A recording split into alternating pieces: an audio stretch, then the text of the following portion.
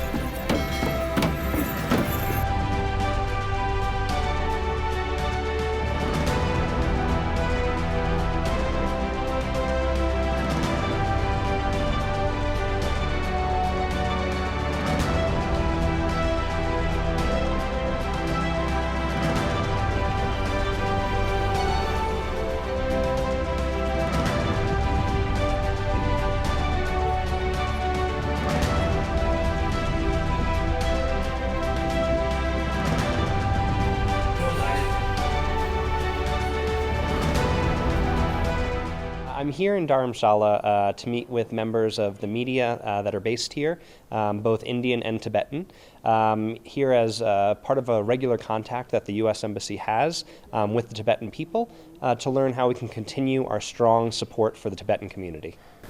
We can see recently the Dalai Lama spent great time in USA. Mm-hmm. So who are the leaders, US leaders that met His Holiness, and what was their commitment? Yeah, so I can't speak for his entire schedule, and I know that he had a private schedule in the United States. But while he was there, he met with the Special Coordinator for Tibet Issues from the U.S. government. Her name is Uzra, as well as a Senior Director from the National Security Council that covers democracy and human rights. They had that meeting on August 21st in New York. And in that meeting, our Special Tibet Coordinator, Zaya, reiterated a message from the U.S. government that we support the human rights of the Tibetan people, as well as continue our efforts to preserve the historical, cultural, linguistic, and religious heritage that is distinct to Tibet and the Tibetan people. She also conveyed a message from President Biden to His Holiness the Dalai Lama, wishing him a swift recovery and that continued good health after his surgery in the United States. We know that the United States has also come up with a new law for the Tibetans. So, yes. How this act will work, how this new law will work for Tibetans? And what next after the Biden signed it this into law? Yeah. So now what next? How the US is pursuing it now? Right. Yeah. So the act, as you know, was passed by Congress in June of this year and then signed into law by President Biden in July. I can't speak on behalf of Congress, but on behalf of the administration and on behalf of President Biden, he signed the act into law because we agree with the sentiment of the law that it is there to protect the human rights of the Tibetan people, and it reaffirms, as I said, our commitment to the distinct historical, cultural, linguistic, and religious heritage of the Tibetan people.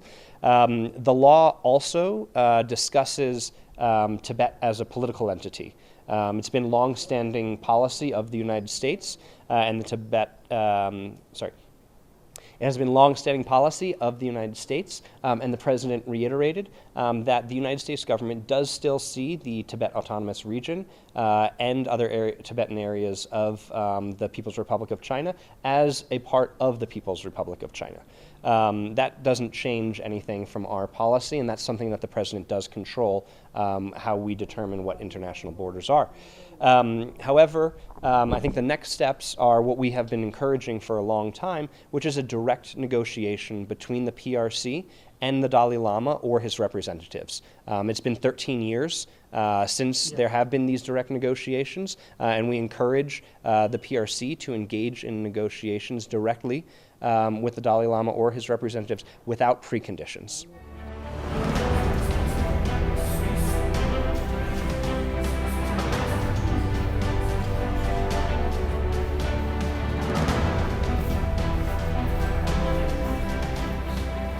So the Resolve Act describes U.S. position, and it is something that we are continuing to carry out. Our mission here in New Delhi, the U.S. Embassy in New Delhi, provides support to the Tibetan people, and we do that around the world as well. And so this has been something that is long-standing, and we are continuing to do that. And part of my visit here is to understand how best can the U.S. government support the Tibetan people. And now, after this law was passed, how U.S. is going to push for the resumption of talks between PRC and the representatives of his holiness? Yes, we continue to call for those direct talks, and we're open to creative solutions.